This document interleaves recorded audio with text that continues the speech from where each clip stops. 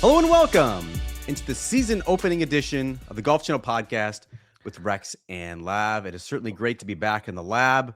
We've got some news to get to, some predictions that are sure to go awry. Rex, are you ready for another year covering this great game?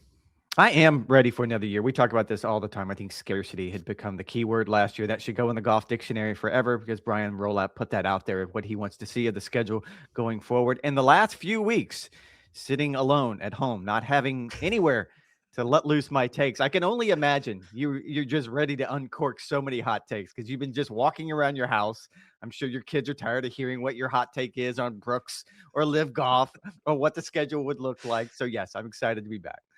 We almost did an emergency podcast because, as you mentioned, Brooks Koepka had like the latest drop that you could possibly imagine. December 23rd, Christmas Eve. This harkened back to the Tiger Woods injury news days when he would just drop it at 5 o'clock on Friday and expect everyone to drop everything and scramble. But while you were away, if you somehow missed this, Brooks Koepka announced in a mutual decision that he is leaving Live Golf with a year left on his contract. There's a lot of repercussions, obviously, for Live and the league that he is leaving, but also potentially for the PGA Tour. So I think it's probably best, Rex, and most instructive to break this up into parts.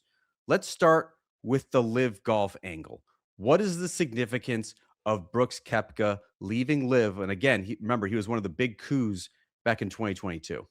This is free agency. This is what Greg Norman wanted. So here it is. Here's your free agency. You guys were on the right end of this early because you had the big paychecks and Live Golf was paying all of these exorbitant guaranteed fees to players and you were able to pull them back. I can't say twofold. You're absolutely right. To drop this on the 23rd, that's just mind-boggling. Outrageous.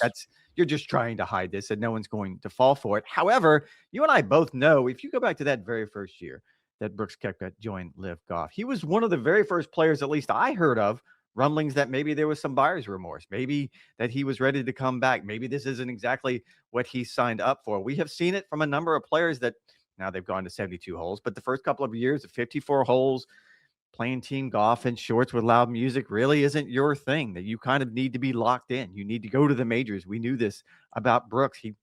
You're talking about a guy that didn't particularly want to play regular tour events, that he could only get locked in for major championships. How did you think he was going to take to this new form of team golf and everything's relaxed and everything's a big party? So you can't be surprised that Brooks is the first one back. I think twofold when it comes to Live Golf. We have seen time and time again, since Jon Rahm, I would make the argument that they have not had a quote unquote big signing. Yeah, you can go back and we can nitpick a little bit about what we consider a big splash signing, but Jon Rahm was really the last one. And I think losing one of those big high profile players opens the door for others. And I think that's what we're going to see going forward. Brooks was always going to leave Live Golf. He was always going to want to come back to the PGA Tour. That's a whole different conversation. But what this does is create essentially a year for the likes of Bryson DeChambeau to sit and watch. How does this play out? What does the pathway back to the PGA Tour look like? Can I still remain competitive? Can I remain relevant? And can I do what I need to do to get ready for the major championships? I think it's going to be telling for those players more so than Brooks. Yeah, I think as it relates to Live, I don't believe that this is a death knell. Does it sting? No. For sure. Right? And Brooks Koepka was the second most accomplished player on the Live roster behind only Phil Mickelson. I thought it was a huge coup to get a player who was really, the primetime player, the big game hunter, the major championships over the previous half decade. Does it signal somehow that this is the beginning of the end for Live Golf? I think it's really too early to say that. But Brooks Koepka, I sort of look at him in a singular way, where Brooks never really bought in as a team owner. He was never donning the Smash GC gear. He always was wearing the Nike stuff. He didn't fly the flag for Live. He was pretty outspoken and more honest than any other player about why he even made the jump to Live back in 2022. It was basically injury related. Had a serious knee issue. Hip was bothering him. It essentially took the bag knowing that his career might be shortened. I don't think anyone faulted him for that potential excuse, but the ramifications were pretty significant for the PGA Tour losing a player of his ilk. To me, this move actually says more about Brooks than it says about either Live or the PGA Tour. Here's a player who is 35 years old in Brooks Koepka. His game is falling off. No one talks about him or fears him anymore, at least the way that they did back in the sort of 27 through 2019 era. His reputation has taken a hit. And I think that's what Rory is talking about when he says that these players have paid their consequence. Yes, they got paid. They got paid very handsomely. But the PGA Tour players since 2022 and the advent of Live, those players have been rewarded and compensated quite handsomely as well. I think Rory is talking reputationally as it relates to Brooks Koepka and the consequence. And now you sort of have to worry and concern yourself with what is the path potentially going to look like for these sort of players. No, and I agree with you. I do not think this is a seminal moment for Live Golf. I think that's coming up, though. I mean, we're talking about 12 months away from Bryson DeChambeau. Whether you're going to keep him or you're going to let him go, talking about Live Golf. If you decide to cut ties with Bryson DeChambeau, he may not be the best player on your tour, but he is by far the most popular player in golf, at least one of your popular players.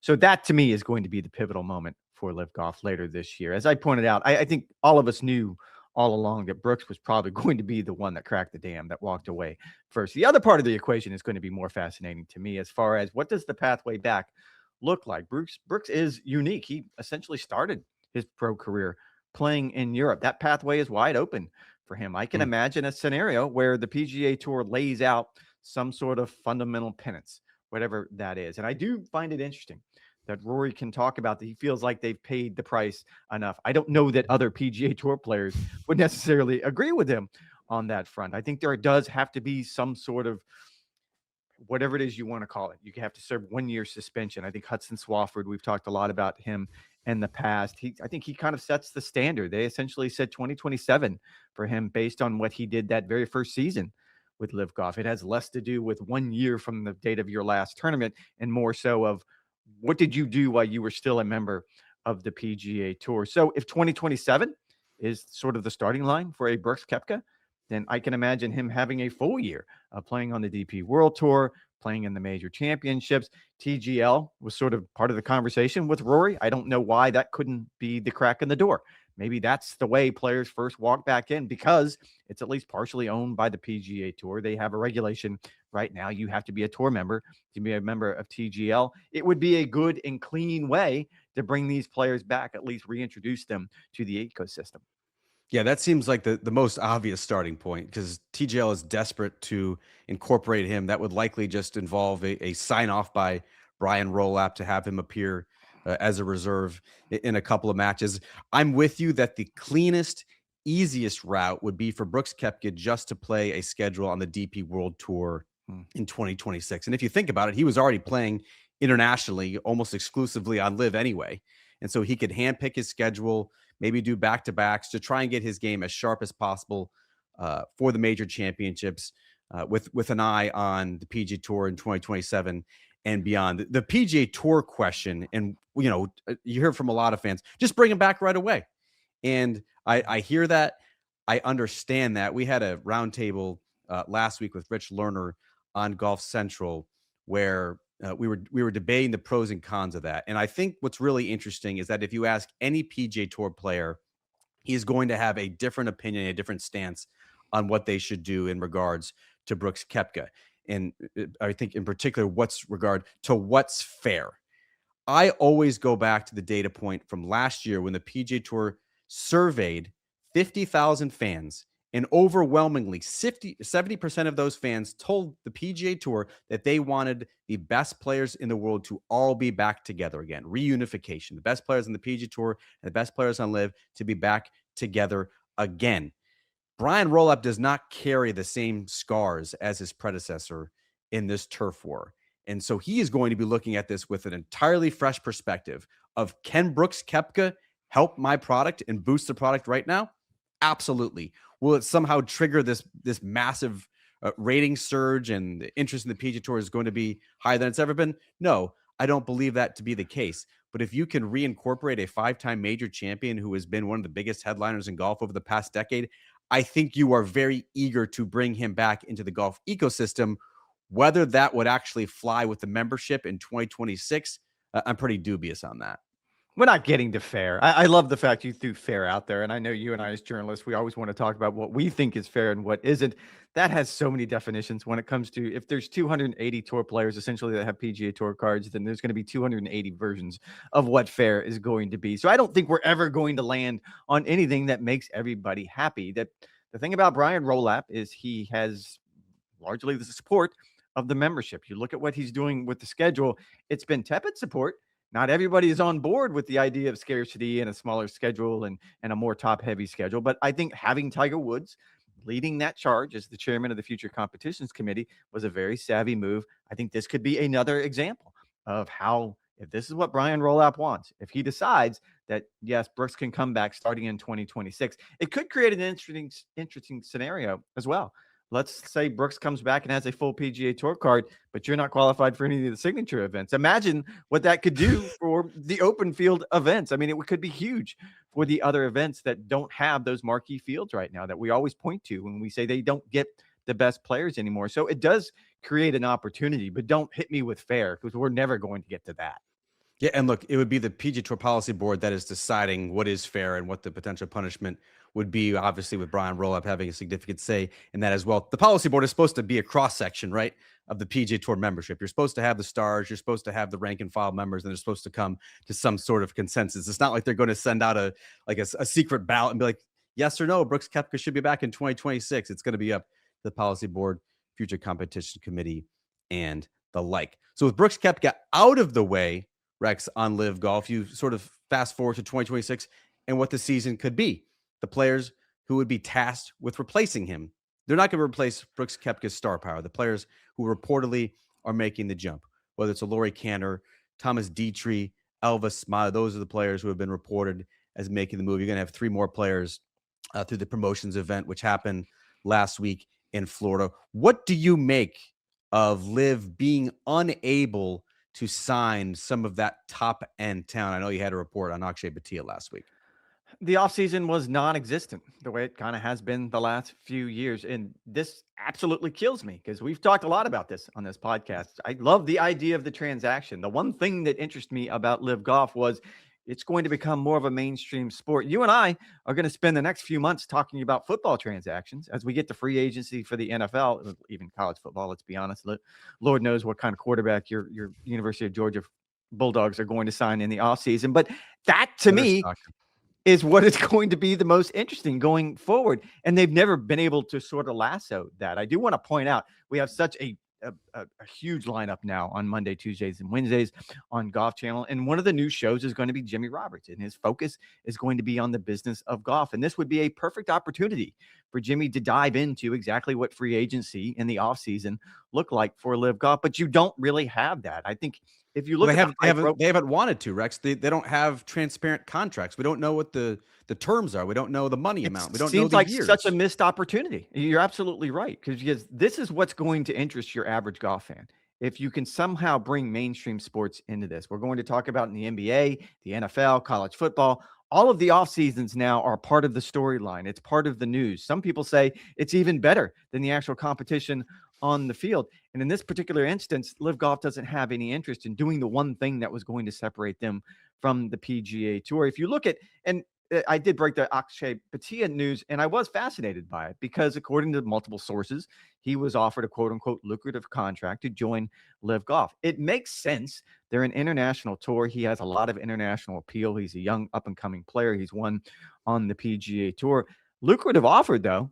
That's a sliding scale now, because I don't think we're going to see those 9-figure offers like we saw with the likes of Brooks Koepka and Jon Rahm and Dustin Johnson on all of those early stars that made the jump over here. I think when you're talking about lucrative offers now, you're looking at something more in the 8-figure range, which is still an incredible amount of money. But you're going to have to bank on the idea that they're okay taking this money and whatever they can earn on the golf course, which is also a lot of money. But it's a lot more in line now than with what Akshay could actually make on the PGA Tour if he has a breakout season. Look what Scotty has done the last few years. If anybody could justify not jumping to Live Golf, I'm not quite sure if Scotty got an offer, and if so, what in the world it possibly could have been. It's Scotty Scheffler, because he has made 9 figures over the last few years based on what he's been able to do on the golf course. But it's another off season that I walked away just disappointed.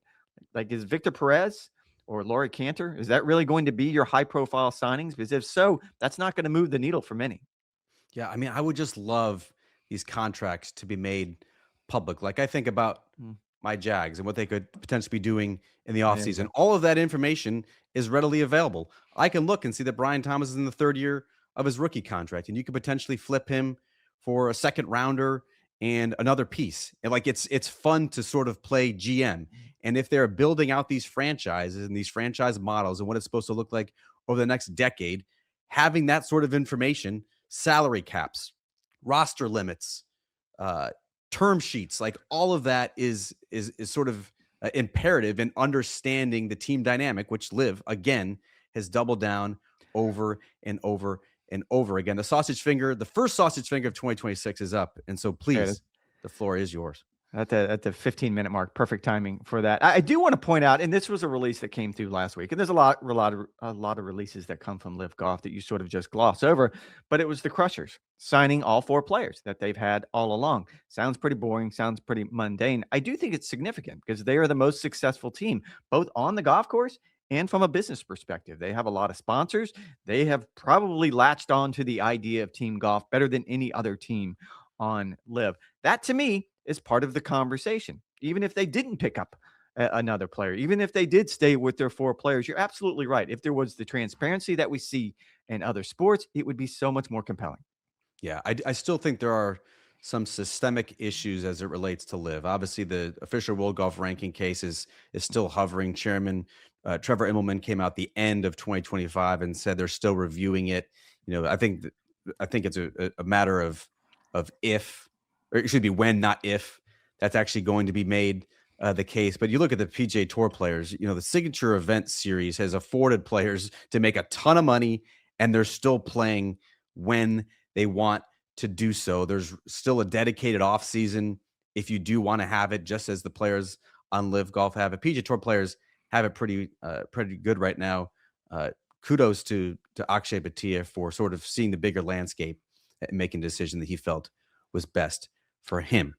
Shifting gears now to the PGA Tour, and Rex, we're actually coming on the air a week later than we traditionally would have. That was because we did not have Kapalua, the Plantation Course, the Century to kick off the 2026 PGA Tour season. Instead, PGA Tour season is starting this week with the Sony Open at Waialae. Did you miss Kapalua and the traditional start to the season? Oh, absolutely. I mean, I think you and I both, I think most golf fans, at least the ones who really want to watch this year round, they love tuning in that first week of January and seeing those sweeping vistas and looking at the winds and looking at the views. And I will say, without Kapalua on the schedule, I have a sort of a weird curiosity of what the driving stats are going to look like at the end of the season because it's hard to say one event. You're not getting the skewed 400-yard drives anymore.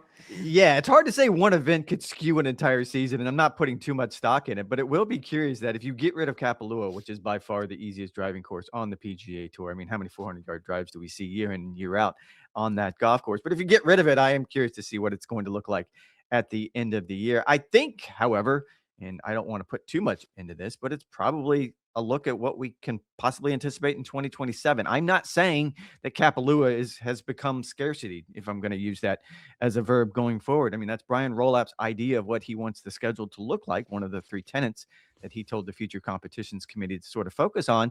But you can imagine a scenario where both Kapalua and the Sony Open become part of that scenario, that they aren't one of those 20 or 25 events that make up the true highlighted reimagined PGA Tour schedule, and not because they're not good events. Like I said, I did miss Kapalua. I do think it's a really fun way to start the year, but if you're looking at it from a dollars and cents point of view, it's really expensive to pick up the PGA Tour and ship all those things over to Hawaii for 2 weeks and then bring it back to the West Coast. If you can save the money and decide to start, I don't know, somewhere on the West Coast, maybe you start in Phoenix. I actually heard when I did this story in December, talking with a lot of players at the Hero World Challenge, there was a move that maybe we start the entire tour in Florida and you start at Doral or whatever event you want to start here and then move forward. There's a lot of possibilities, but certainly what happened in Kapalua could have been a one-off.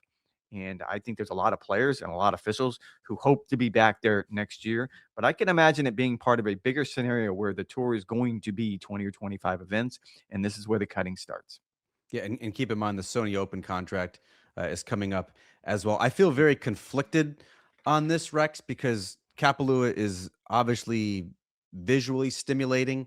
I think it's really interesting with the terrain and the shots. It's always fun competition. We've seen guys push it 30, 35 under par for winning scores. But conversely, the atmosphere on site is pretty muted. The players make no bones about it that they're rusty, and it's essentially just a working vacation for them. The TV ratings always stink because it's up against the NFL playoffs, and as you mentioned, it's really expensive for 1 or 2 weeks to host an event on the island of Hawaii. I do think it makes sense if you are the PGA Tour to essentially follow the model that NASCAR has, and that's to make a really huge event first to kick off the season. Doral would make a lot of sense. Phoenix Open would make a lot of sense. Instead of having this soft launch to the PGA Tour season where they're just slowly, methodically churning out 600,000 viewers for a final round Sunday, start with a bang. Make sure you're getting 3 million to tune in for the final round of the Phoenix Open. I think that would make the PGA Tour schedule stronger, but I do think something even if it's just from a nostalgia standpoint, would be lost if you don't have a Kapalua type golf course on the PGA Tour schedule.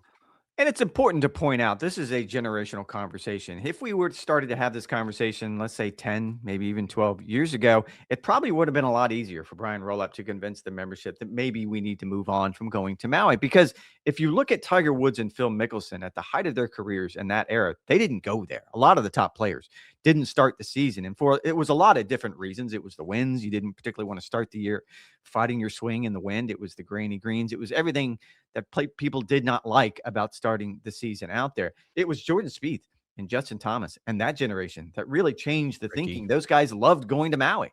They liked starting their season there. If you didn't make it to Maui, you had a bad year the year before. So it's a little bit different conversation now, but I still think in the broader sense of where the PGA Tour wants to go, this is probably a glimpse into what we'll see a lot more of starting in 2027. Yeah, I think holistically, I don't like the idea of the PGA Tour ridding itself of some of the most unique venues. I like the idea of them showcasing them. And you can go down the PGA Tour schedule and identify and highlight the best courses, whether it's a Muirfield Village, a Harbor Town, a Colonial, Pebble Beach, a Riviera. Like, I like the idea, if you were sitting in that room with the Future Competitions Committee, of making sure that those tournaments on those golf courses, you give them the best in the deepest fields, you give them the best agronomic conditions, you give them the best windows for TV exposures, and let's cook. And so, the idea of, well, you're not doing that with Kapalua. Like, you don't have the best field because some players, at least internationally, are not going to play, Rory McIlroy among them. You're not going to have the best TV window because it's going to be up against football.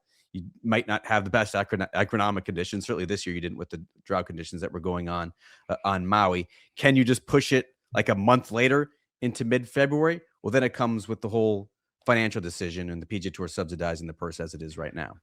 Well, and at the risk of angering our colleague and our friend Mark Rolfing, who is a huge proponent of golf in Maui and has worked really, really hard, and you and I talk all the time about how important he is to golf in Hawaii. I think I brought this up on the roundtable last week when you and I were on Golf Central. The idea, don't give Brian Roloff and the Future Competitions Committee a reason to take you off the schedule. And when it comes to Maui, you have reasons to take it off the schedule. The first and foremost being it's not cost effective to pack everything up and send it all the way over to Hawaii for 2 weeks or maybe even 1 week. So you've already given the tour one reason to look beyond what you could possibly be on a future schedule. The other one would be what you just pointed out. Give me the best time of year to play in Maui.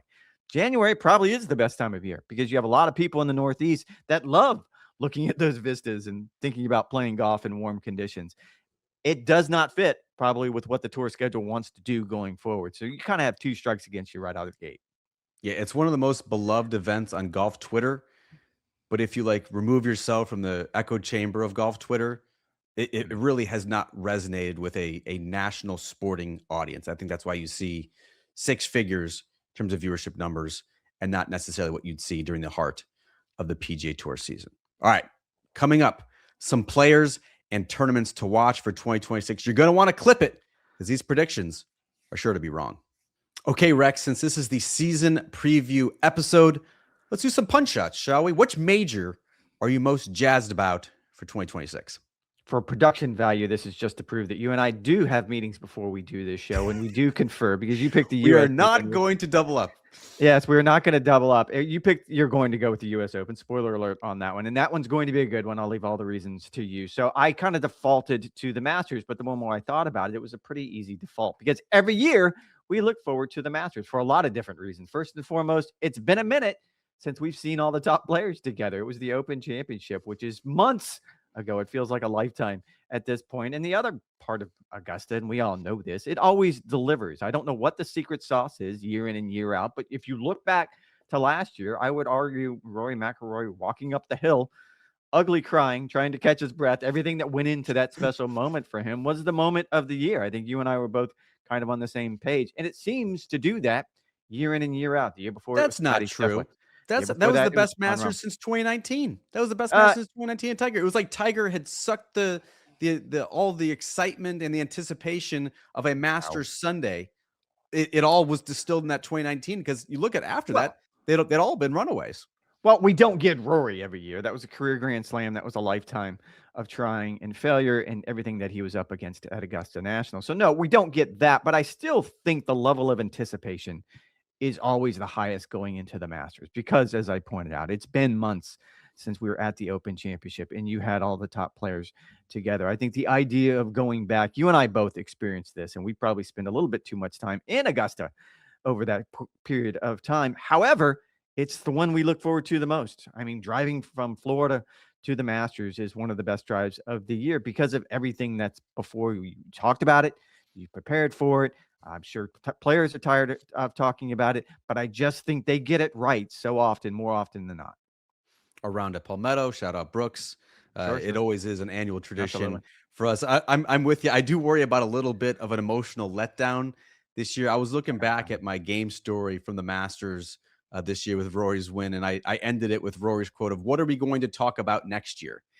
When he sits down for his press conference. And I do think there's obviously going to be a lot of reflection, but I think one of the storylines of 2025 was also, what's Rory going to do next? How is he going to reset himself? So I think that's going to be an interesting dichotomy as well. I'm with you. It always delivers. There's always plentiful storylines. We're always eager to see which players who have sort of arrived and are building momentum through the spring can carry it into the year's first major as well. As you mentioned, I did go for the U.S. Open as the major I'm most looking forward to in 2026. Here's why.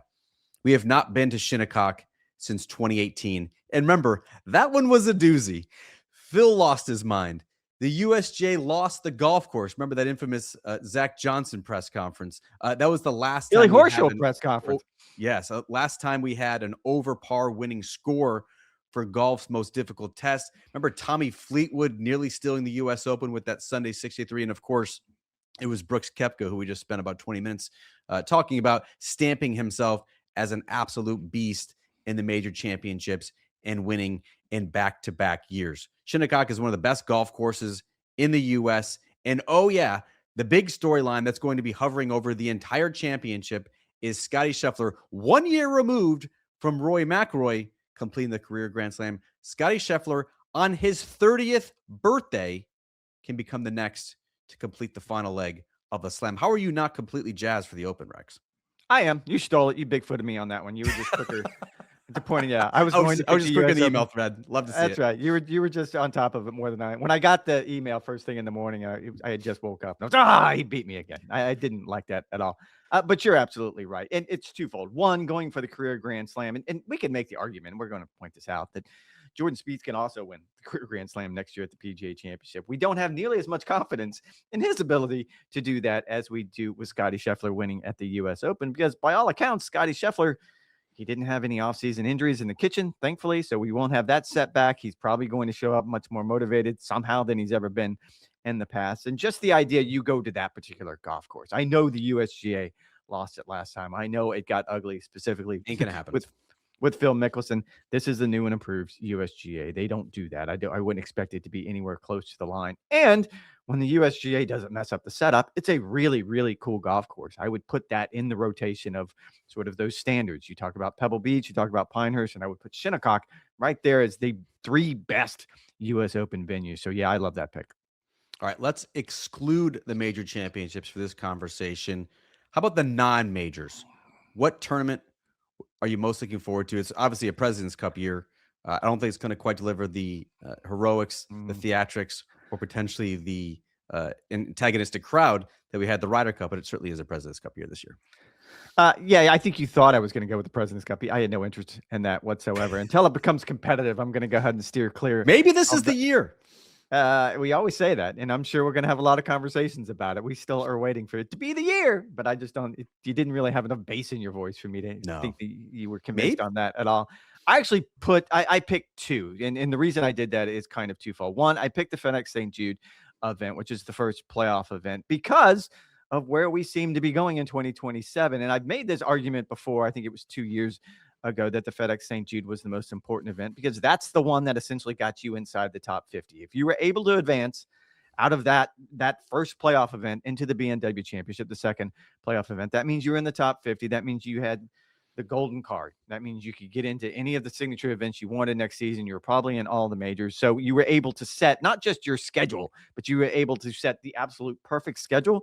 If 2027 plays out the way, and we're going to talk about it more, we've talked about it a lot already. If we end up with this condensed scarcity schedule, there's going to be a magic number. I'm not quite sure that's 50. I'm not quite sure that's 100, but players are going to have to at least get into that first playoff event, the FedEx St. Jude, and they're probably going to have to play well enough to get into the second one to at least guarantee that you're going to be a part of this special group, the ones that truly get to go on and play this scarcity schedule that everyone's talked so much about. And the other one's the Players Championship. And look, we're going to spend so much time leading up to the Players Championship, which will be the first really big event of the year. We always do the stupid 5th major conversation. I don't think it's the 5th major, but it's by far the 5th best individual event in golf.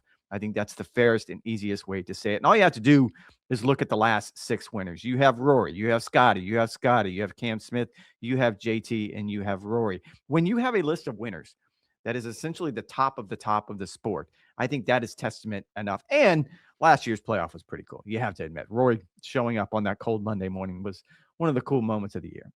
Oh, absolutely. I mean, the majors absolutely showed out last year. So you can pick a number of moments but for a non-major, the Players Championship absolutely stole the show. That is absolutely everything you could want.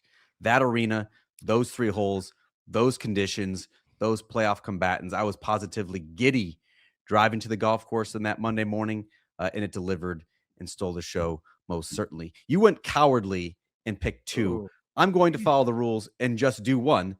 And I do have a different answer. To me, it's the Tour Championship, because keep in mind, everything is supposed to be on the table for this new and improved PGA Tour. So how about a change and a format change for the season finale? How will Brian Rolapp and company create a logical and cohesive solution for the season-long race? Keep in mind, simplicity is supposed to be one of those 3 tenets, along with parity as well as scarcity, that is supposed to be driving the PGA Tour. How can you create a simplistic model that doesn't just appeal to us, the hardcore golf audience, but also the casuals, the people who want to tune in and see the best players? How do you define a season-long championship? You and I have talked endlessly on this podcast over the past couple of years, is they are essentially trying to shoehorn 2 things into one. They're trying to create a really compelling and fun finale while also trying to determine a season-long champion. And so whenever the PGA Tour and this future competitions committee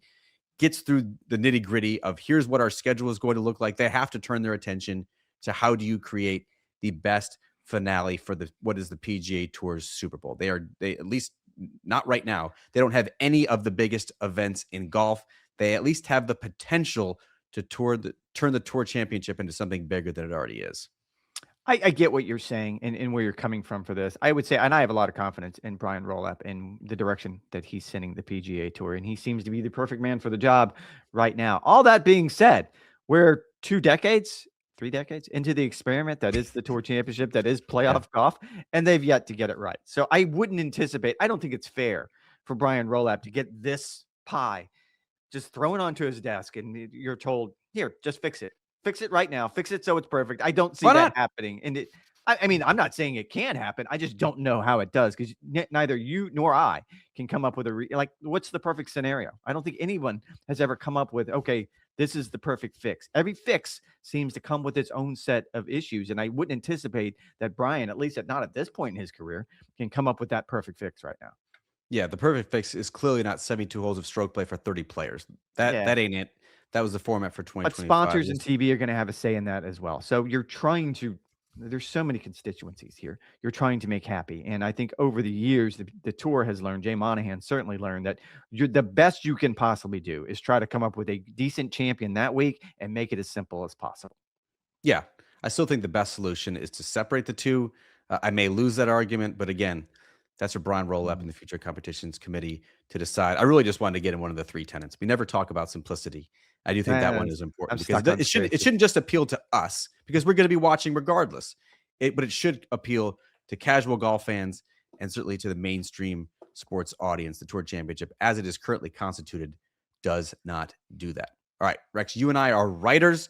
We have producer Fred, who does a great job with these lower thirds and the headline writing. And so, in your opinion, what is going to be the biggest headline at the end of the year?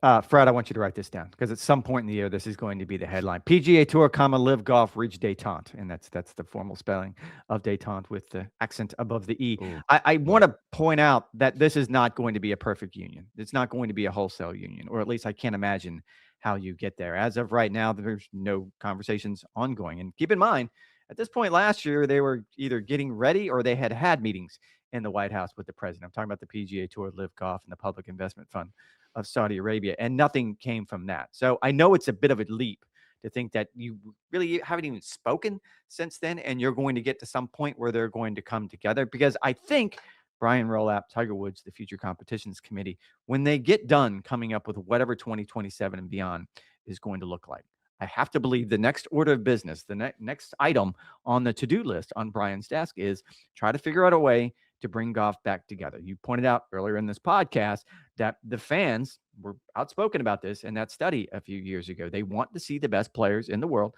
playing together more often. They have to find a way to make this work. Again, I don't imagine this is a wholesale union. I can imagine you do this almost piecemeal going forward. One of the suggestions you and I brought up earlier in the podcast is maybe Brooks Koepka gets the right to go play TGL, and we see where that goes. And if there's not a lot of pushback, and if everything works, maybe next year, starting in 2027, he gets a tour card, and you open up this avenue for players to sort of jump back and forth, whatever that might look like. But I think by the end of the year, it will be one of the headlines that Brian Roloff has to imagine he needs to come up with.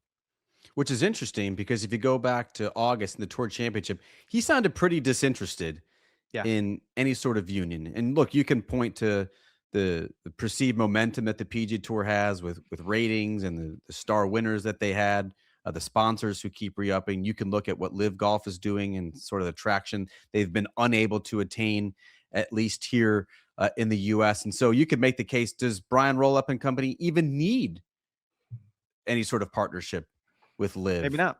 and the PIF? I think that's one of the most interesting questions that's going to be asked. If you could reincorporate Brooks Koepka, and again, we don't know if that's actually going to happen in 2026, there's really only a handful of other players who, if you're a PGA Tour leadership, would be eager to bring back into the fold. I'm with you. I do think that would be an interesting headline by the end of the year. I'm not actually following the exercise. I should have come up with a headline. If I were to come up with a headline, producer Fred, I would say something like Roloff gets his wish, reshapes PGA Tour.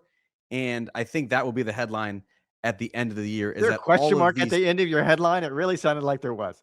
That was a question mark for producer Fred. I feel emphatic that this will and should be a headline in 2026. I do think, potentially this might be pushed a year. You and I talked at the end of 2025 after talking to some players, as you did at the Hero World Challenge, that it might be a little bit of a rush to get this done for the start of 2027. Maybe 2028 is a more realistic starting point. But I go back, Rex, to the end of 2022 when the PGA Tour unveiled for the first time this signature event series, which was basically a promise that they're going to continue to make a better and better product. But really, since that point, so over the past 3.5 years, it's just been band-aids. It's just been transition years with the promise of a better tomorrow. They've come up with these swings. They've experimented with smaller fields. They've created, even if not officially, a distinct A tour on the PGA Tour and a distinct B tour on the PGA Tour. And Brian Rollup, ever since he has come in as CEO, has promised wholesale significant changes. And so let's see him finally, because all we have had since 2022 is just these transition years and teasing fans with, yes, things are going to be better. We're going to have a much improved PGA Tour. Now is the time to do it. That's the work of the Future Competition Committee. And I'm hopeful that we're going to get to a point at some point in 2026 that we actually have a model to work off of for 2027 and beyond. No, I like that. And look, I think Tiger Woods was pretty clear when he spoke about this in December about 2027 is the target date. There's a lot of moving pieces when it comes to this. It's going to take a lot of work. It's going to take a lot of, I'm going to say, negotiating, because Lawyers. you're talking about lawyers, because you're talking about a lot of partners, just not media partners. Every tournament pretty much has a corporate sponsor. Every tournament has some sort of agreement with the golf course. So right now, that's 48 different sponsors, 48 different tournaments. And that just gives you a taste of how complicated that could be. Okay, Rex, I used a question at the end of my headline. I did not mean to do so, because this is actually the question. What is the biggest question mark of 2026? It could be a tournament. It could be sort of a existential question. It could be a player. Where are you going with this? Rory? See what I did there? The What's implied Rory question gonna mark? do? Rory? What's Rory going to Yeah. do? We've talked about this a lot. The idea that he gets to the top of the mountain last year at Augusta National, wins the career Grand Slam. Where do you go from here? I can imagine it's human nature to sort of sit on top of the mountain and think to yourself, I just want to sit here and relax and take some deep breaths and enjoy this. He didn't really do that. You look at the way he finished the season, certainly what he did at the Ryder Cup, what he did internationally. I mean, he played a lot towards the end of the year, and it seems like he still has plenty to play for. He's not at the end of his career. And you pointed out last week when we were on Golf Central that some of the things are very important to him. However, most of those things aren't happening this year on the PGA Yeah. Tour. There is Yep. no Olympics. He's talked about wanting to win a gold medal, so that's not this year. That'll be next year. The Open is not at the Old Course. He's pointed out that's one thing he wants to do. The U.S. Open's not at Pebble Beach. That's another thing on his to-do list. And so there's still plenty of things. I think he wants to be the all-time winningest European when it comes to the majors. He still wants to catch Colin Montgomery when it comes to the DP World Tour season ending title. So there's still plenty of motivation. But I think when you look at Rory, and he talked about this going into 2025, the idea that he was going to play less coming into the year. Now, keep in mind, he played 22 events around the world in 2025. Only 15 of those were on the PGA Tour. And he's kind of hinted or insinuated that maybe that trend is going to continue going forward. So I just don't know what the expectation is for Rory, at least here in the United States on the PGA Tour. I think internationally, he's made it pretty clear. He'll go to the Irish Open. He'll go to the Scottish. There are things that seem locked in to his schedule. You don't really have that, I don't think, in the United States. You can sit and call them signature events, and you can say, well, Charlotte's important to him, and I would imagine he will play Charlotte, the Tourist Championship. However, you just don't know when it comes to Rory, because I think he's reached that point where it's not vindictive. He's not trying to be petulant about this, but he's going to go and play where and when he wants to play. There's nothing wrong with that, but it comes with a set of question marks. Yeah, I like that a lot. I do think there are some carrots, as you mentioned, that are dangling out there, at least in the short term, over the next 2 to 5 years, that should keep him plenty motivated, that should keep him plenty sharp. What I think is going to be really important for him, as we talked about on the roundtable last week, is sort of picking apart the PGA Tour schedule and finding out what's important to him. And at least what he has said in the past of what is important to him is winning on particular venues, courses that don't just mean a lot to him, but I think mean a lot to the history of the game, whether that's a Pebble Beach, whether that's Riviera, whether that's Muirfield Village, doing the National Open thing as he did in 2025 and has continued to do over the course of the past couple years. Those are certain checkpoints and benchmarks throughout the course of the year that he can play up for, try and get ready for, at least sort of have some sort of mind manipulation that gets him in a mode where he's very competitive. Because I think at this point, Rex, he's a living legend, and it'd be easy to go on autopilot and just sort of circle the major championships and just seemingly want to peak for those. That's really difficult to do. Tiger Woods did it better than anyone. But as his body has broken down and he's tried to just do a major only schedule, it's really hard to do. And I don't think Rory McIlroy at the age of 36 wants to get into that mode either. And so if there is something that he can shoot for in February at Pebble Beach and Riviera, if there's something he can shoot for in May with winning at Quail Hollow, or in June with Muirfield Village, I think that can keep him going, keep him motivated for the entirety of the season, with, again, those carrots that are still dangling, which could make him truly a top 5, top 10 player historically. My biggest question mark, though, Rex, is Bryson DeChambeau, because right now, as we sit here in mid-January, he's got a whole lot of leverage at the moment. Brooks Koepka's left. The stars that Liv does have are either aging or becoming increasingly irrelevant. And Bryson DeChambeau hasn't necessarily translated to a big box office return for Liv, but he is indisputably a top 3 draw in the sport. And Liv, quite frankly, can't afford to lose him. And Bryson came on a podcast at the end of 2025 and essentially intimated that the negotiations with Liv are not where he wants them to be at the moment. Maybe those will improve. Maybe those will continue to break down. He even intimated that he could potentially just go the YouTube route. He doesn't need to play tournament golf, whether it's on Liv or the PGA Tour. So I think who bends at this point? Is it going to be Bryson, who would potentially be willing to take less to stick with Liv and the franchise that he has made, or will Liv, sensing that it could be the end of the road if they're unable to retain Bryson's services, offer him as much money as he is looking for? I think we'll know by fall, certainly, where this is headed, but that is a big question mark as we sit here at the beginning of the year. It's a big question mark, and it would come with a big paycheck. Let's be honest. If Bryson thinks he's worth something that starts with a B, he's probably going to hold out for that. And I would imagine he's going to move on, because I don't think that the Public Investment Fund has any interest in paying those types of guarantees anymore. If they do not sign Bryson, and I've kind of said this flippantly, and I need to be careful about it, I would imagine that would signal, okay, Liv Golf's days are probably numbered. The Public Investment Fund is tired of investing this money. I don't know if that's necessarily true, because the long view here, and speaking with people involved with Liv Golf and beyond, they would tell you that they're looking younger, that if they start picking off these young players, both internationally and in the United States, that's probably a more sustainable future than what they started out with. And I could imagine that model working out for the next 5 or 10 years and seeing where they land. But certainly losing Bryson DeChambeau would be a blow. We just had a long conversation about Brooks Koepka. It's not great for Liv Golf, especially since he opted out of the last year of what was a very lucrative contract. And I'm guessing there was some money given back on that front. But losing Bryson would be a huge blow. And you kind of joked about it, but the other question mark for me will be the President's Cup. Because if it's not competitive again, and you're always going to throw it. But there was 15 minutes on Sunday when it was a lot of fun. There's always a window, Rex. There's always a window. There's always that Sunday afternoon. Let's call it the witching hour at the President's Cup, where something seems like it could work out. Actually, it was that way at the Ryder Cup as well last year. However, if you can't find a way to make it competitive, and this is kind of like the Tour Championship, I don't think anybody has the perfect answers, but the Tour needs to start coming up with some answers, because you can't continue to have this event be irrelevant, at least from a competitive standpoint, and expect it to be compared in any way to the Ryder Cup. And so I think there are a lot of question marks when it comes to the President's Cup. I think it's time that they start coming up with some answers. Yeah. Still looking forward to getting up late September to Chi-Town, Chicago, to Medina.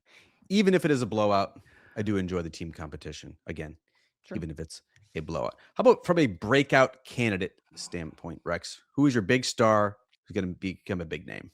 I'm kind of doing the old hits here, because I said Michael Thorbjornsen in the fall. I think you and I talked about breakout stars last year. I just had the chance to spend some time with him at the RSM Classic to pretty much finish up the season, and to hear him talk about the injuries that he went through. There was obviously a wrist injury that he had dealt with. There has been some sickness early in 2024 when he started his PGA Tour career. There have been some setbacks for this young man, and it seems to me he's figured out a way to move on. Last year was his first full season on the PGA Tour. I loved the way he finished the year. He made his last 7 cuts. He had 2 top 10 finishes, one of those being at the RSM Classic. But probably the reason I'm rehashing this, other than just being a little lazy, is what he's done over the last few weeks for Boston Commons. Go Boston Commons.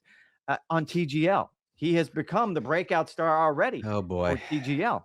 And we have seen his personality, which I don't even think people on tour had seen that. So not only is he a very talented player, that if he can remain healthy and he can avoid those injuries, you have very high expectations of what he can do on the golf course. But we saw it last year with Ben Griffin. If you combine that with a really good personality and someone who wants to interact not just with fans and the media, but on social media and every other aspect of the tour machine, I think that could be huge. TGL success is now Oh indicative boy, of future performance on the from PGA a Tour. personality standpoint. I'll be real quick with this. Rico Hoey had 6 top 10s last season, including 4 in the fall, despite being the worst putter on the PGA Tour. And I don't mean that flippantly, Rex. This was not an exaggeration. He was literally the worst putter on the PGA Tour. He lost 73 strokes to the field on the greens, 180th out of 180. So why am I optimistic? Because if it's not curable, there are at least workarounds. He can find a solution. And on the PGA Tour, he was the second best from tee to green last season. If he just improves marginally on the greens, he will win likely not just a single tournament, but could have a handful of tournaments. Also, like Michael Thornbornson, has a great personality as well. All right, after this short break, some personal notes on the year ahead for us and this podcast. All right, Rex, it's too late for New Year's resolutions, but what are you looking forward to from a personal perspective in 2026? Personal perspective, and look, everyone's so nice when it comes to everything that we look like. I don't have to see my dermatologist again for another year, and you could probably tell that there was a lot of makeup going on here. The dermatologist did some sort of experiment. It's really gone Just poorly. hack job. So Hatchet. look at what the dermatologist has done. I want to stay away from her. Dr. White, thanks for everything for at least the next 12 months. But I'm mostly looking forward to what you and I have cooking up. Yeah, as you pointed out, I think the podcast is going to be growing next year. We got a lot of cool things in the hopper. We're going to take the podcast on the road. We're going to get it to you quicker at the big events with the mini pods.